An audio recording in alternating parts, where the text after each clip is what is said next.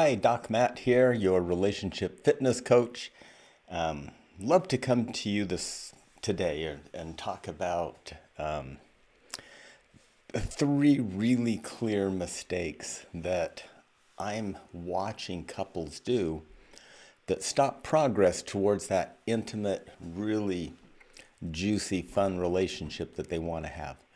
These three things really are how couples defend themselves inside of solving problems, and they're super sad. They don't work. Everyone knows when they're not flooded that these three things don't work. So as I talk with you, if you're not in an argument right now, you'll say, yeah, no kidding, that's, I remember what that feels like, and nobody likes these things. But it seems like when we get flooded and overwhelmed and in gridlock with our partner, these three things show up over and over. I can see them, people act out in my office with these three things. They get in the way of conversation, they get in the way of communication, they get in the way of moving forward together. These three things are the main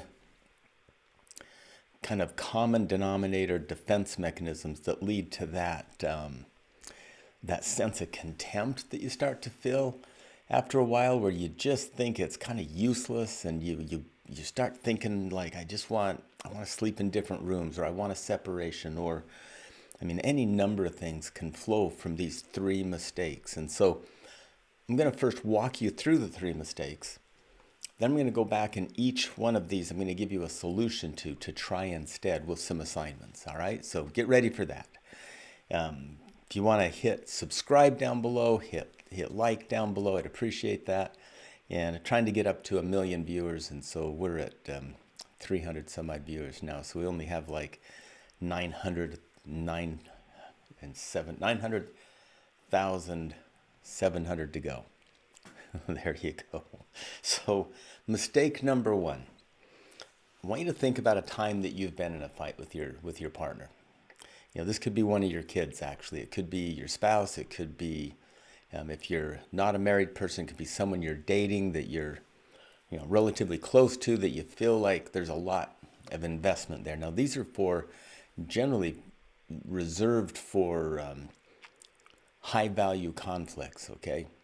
There's some people that you can just like, yeah, whatever they think is fine, But there's other people that we seem to find it super important that they think a little bit like we think in order to to feel safe with them. And so mistake number one is when you're in the middle of some kind of gridlock or some kind of argument, and you find yourself saying to your partner, the person you're arguing with, that the list of things that they need to change. It's the you change mistake. Like, you change this, this, this, and this.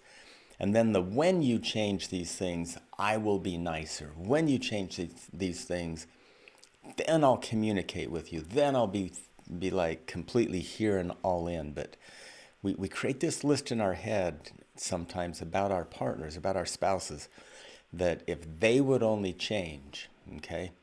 And so the idea about creating a list of things for the other person to change, generally you're just going to get an argument. Think about it. If somebody gives you a list of things, a list of your deficits, you're going to think of either times that those deficits weren't true, or you're going to think that you're being gaslit, like those deficits are just being tossed at you because you're right about something, and so you argue back, and then you maybe create a list of deficits for your partner, and so now both of you are hurling deficits at each other. And can you see how, like, after a while, you're in this lateral, not progressing, but this lateral argumentative relationship where you more keep track of who won the last fight? Like, if I win a couple of fights, then my wife's got to get super manipulative, and she's got to win the next fight, because if she doesn't, it's not just anymore. The balance, the scales of justice have tipped in my favor. And so she either has to get more animated, more aggressive, meaner, and she's got to have a better list. So think about that. Mistake number one is not looking inside, but looking outside of you for change to happen. Creating a list for your partner to change, or your kids. As soon as your kids are this way, then you can feel like taking them to the park activity, And so that doesn't mean we don't have consequences for our kids. But what it does mean is just to come up with a list of what your husband or wife needs to change, what your kids need to change, isn't exactly going to help you inside of gridlock or inside of problem solving. And so I want you to think about never making that list. Never generate a list of what the other person needs to change. Now, sometimes in these fights, mistake number 2, and remember, I'm going to go back and give you the antidote to each of these mistakes. Mistake number 2 is this phenomena where during a fight, one partner, one of you, like let's say you and your spouse are like in the middle of this argument, and all of a sudden you can kind of sense that your spouse is done and he just kind of shuts down. Let's say that Chris and I are in this argument and I just decide I'm done. So I give kind of an insincere apology just to shut her up, okay? And she's going, "You never do anything. You never do anything right. You're always doing things wrong. You're always like this is really terrible, terrible, terrible." And I say, "I'm really sorry. Gonna change." "You don't mean it." I go, "Yes, I mean it." Just to get out of the argument, I'm saying whatever it takes. That's fleeing. That's a form of fleeing. What if I just walk out of the room? If I just turn and walk out of the room, even if I'm just taking a time out, if I don't announce, if I don't say I need 20 minutes to cool down, what if she just pursues me from room to room? See that fleeing and pursuing. By the time you're flooded enough to shut down and leave, it doesn't do any good for the other partner to pursue from room to room, telling them how wrong they are. And so this mistake number 2 is flee and pursue. This mistake number 2 is one that's going to get in the way. It's one that's going to it's going to cause things to escalate. The one that's running, they can either run by leaving, they can run by turning their back, they can run by saying, "Yeah, whatever you say." They can run by doing an insincere apology. And then the pursuer can keep aggressively escalating. They can keep aggressively following. They can keep aggressively pushing. They can start to make up things in their head. Like some pursuers literally start speaking for the other partner. Okay? And so that flee and pursue one is like super real. It happens all the time. I'm going to give you some solutions to that as well.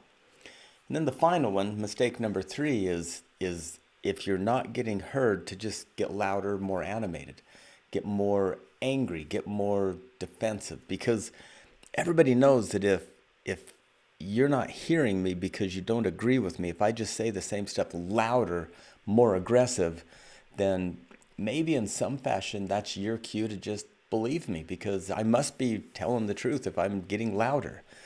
Not. I mean, that doesn't ever really work, right? How many times have you had someone yell louder at you to make their point and you just automatically like fall into line and agreement, not out of fear, but out of like, oh, they must be really correct.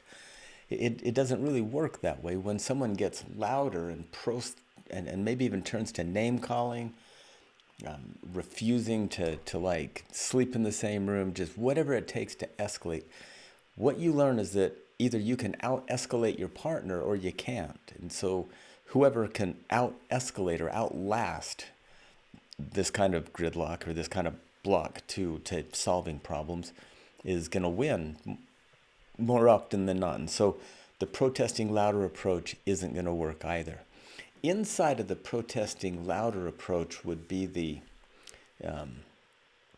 notion that you know better than the other one, and so you're just going to get angry until they understand that you know better. Really, inside of each of these has this notion that that one of you is right and the other one's wrong. It's kind of like they're all three a win-lose proposition. You know, so whether you're in mistake number 1 where you're telling them that they have to change and you're generally speaking for them, like this is how you feel and this is what you're thinking and I already know what you're thinking and you need to change all of that. See, inside of that is win-lose. Like I have to win and you need to lose. Inside of protesting louder means I'm going to get louder, more aggressive until I win and you lose. And then if I turn my back on you, say, fine, whatever. Or if I just shut down and tacitly apologize, but I don't really mean it, in that flee and pursue, it's really not going to help you. It's not going to it's I win and you lose, by just being passively aggressive. And so to break out of these things, to break out the very first one, if you're thinking about that number one, that really speaking for the other person, telling them how they think, telling them what they need to change, literally doing both sides of the argument because you don't care to hear their point of view. That kind of win-lose, the antidote to that is to one, here's your assignment. I want you to think of a time that you thought you knew you were right and that you just knew. Maybe it's something that's going on right now that the person you're married to there, or the person that you're dating seriously is just wrong, okay? And you're coming up with all these things in your head about why they're wrong. I want you to just pause for a second and consider this, and they're going to put this scrolling up here so you can remember the assignment. It's consider that both of you are right. Think about their story and your story. Now, some of you out there are exact thinkers, and you think that if you have a strongly held opinion that you must be correct because you believe it so strongly that it's got to be true. Well, strongly held opinions aren't facts. They're simply your strongly held opinions. They can be true for you, and I hear people say things like my truth, as if their truth has got to be true universally. And what we find is most often, if I have to say that's my truth, then I generally will only say that when I think I'm losing an argument and I want someone to have to agree with me that I get to have a truth.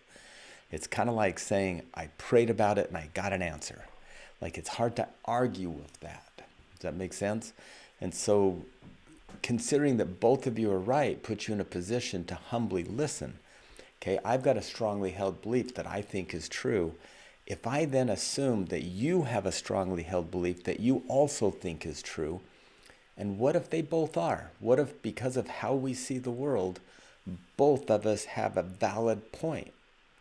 So if we start with that, number one, both of us are right, and then number two antidote to this number one mistake is look deeper into the dilemma. Let's explore why I believe that I'm right. Let's explore why you believe that you're right. Let's look at any triggers to our childhood. Look at any triggers to past behaviors or past things inside of our own relationship. What is getting triggered in me that I'm arguing this point, and why do I have this belief? Is it an old defense mechanism? I want you to think about times that you've behaved a certain way because it's how you've always behaved. It comes from your family of origin. Part of my family of origin, it's a strongly held belief that if you're strong, then you're never wrong. It's kind of like if you can come out with a really logical, cognitive set of what we believe are facts, and someone argues, then we just need to get louder, more aggressive, kind of like that mistake number two, or we need to, we don't want to look at their point of view. We want to kind of push our point of view. And if I recognize that to get along in my family of origin, I had to learn how to argue and argue more vicious to always escalate louder, then I can start to recognize, wow, I'm still doing that with my spouse who isn't very aggressive, who is more able to really just kind of look at both sides. So what if I recognize where that comes from and de-escalate? What if both of us look at what is triggered? What if we both explore our beliefs, and what if we share them with each other? That's the antidote to the number one mistake. That's the antidote to I'm going to work both sides of the relationship. I'm going to tell you what you need to change. I'm also going to tell you what you think is true. I'm also going to tell you what you believe because I know you so well. I don't even need to ask because I know what you're going to say. Well, what if you pull back from that and you really listen to each other and consider that you're both right? So with clients, what I'll do is I'll assign them to both of them just stop, put a timer if you need to, and both of you take 10 minutes and share your belief about this particular problem. And once you both have shared it to where the other one understands you, so I would share my side of what I believe is true with my wife. She would ask me questions until I told her she's correct about how I'm looking at it and that she does understand me. Then I would listen to her until she shared for 10 minutes her entire belief. I would ask her questions until she states that I understand her. Once we both understand each other, then we dig just a little deeper to see if something's being triggered. Is there something from our childhood being triggered with this argument? Is there something from another argument we've had a few weeks ago that feels similar? Are we just trying to be right and win, or are we really trying to find a solution? That's digging a little deeper. Now, the number 2 mistake is that flee and pursue.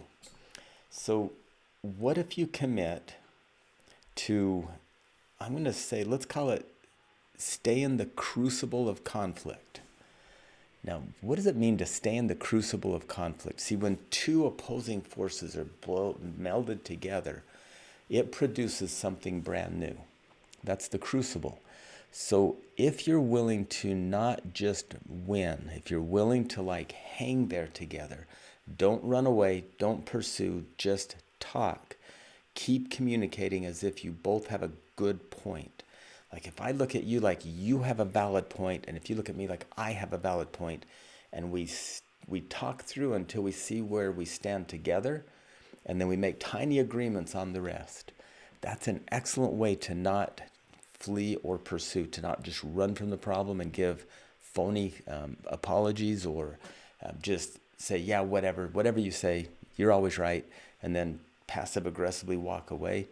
If we want to get away from that, you got to stay in the crucible of conflict a little longer until you find common ground, and then what agreements you can make to bridge the gap between the two of you. That's how to manage conflict. And so the other one is really going through the problem. If I quit pushing to be right and my wife quits pushing to be right, if I'm talking to clients, if both clients could quit pushing to be right, more push to be understood, then we can go through the problem and find that brand new solution. Like it's as simple as I want to go out to dinner and my wife wants to go on a hike. Okay, not really feeling a hike, she's not really feeling dinner. So what if we stay home and watch Netflix, and there's a really good movie we both wanted to watch, and so we both agree that would be fine. We'll have dinner, watch Netflix, and maybe make out on the couch. So she didn't get her hike and I didn't get to go out to dinner, but we found a third possibility that we both were enthused about. Now that doesn't always work, I understand that. Sometimes one of you will take one for the team and sacrifice and give to the other one.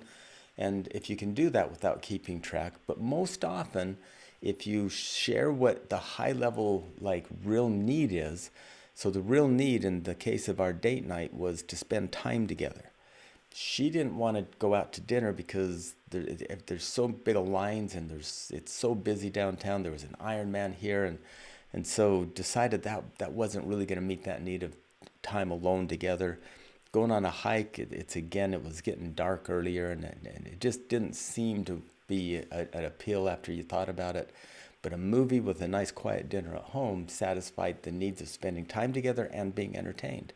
So we really, instead of arguing hike and dinner out downtown, argue what the real need is. And so instead of fleeing, try to get underneath the problem. So assignment number 2, I believe this is.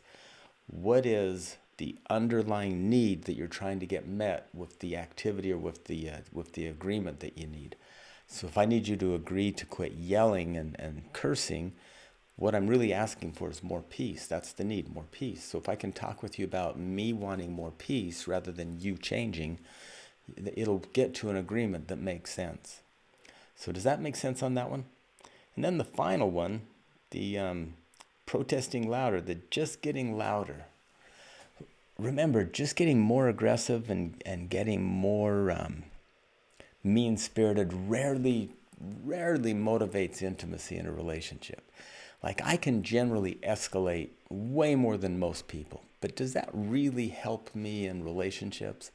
The fact that I can win by being either meaner or ornerier or more stubborn, that probably isn't my best attribute. What if in the middle of a conflict where the two of you have your very own clear point of view, What if you become vulnerable with each other? So that's assignment number 3. Look at a time where it would have been wise for you to be vulnerable. So become vulnerable instead of getting louder and more aggressive. Okay, so as you think about becoming vulnerable, instead of showing that I can out-argue you or I can out-shout you, what if I share an I statement about my experience with what's going on? So if we're talking about chores around the house, or if we're talking about parenting, or if we're talking about our intimate life, what if I say,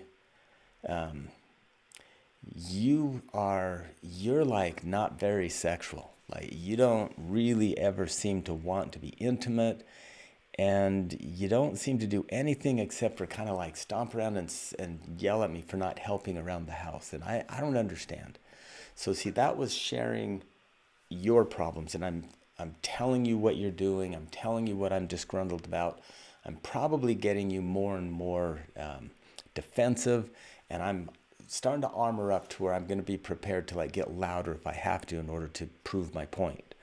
Now, is that going to work? Probably not. So if I do this assignment of getting vulnerable, I'm going to share an I statement about my experience. So describe an event instead of describing you.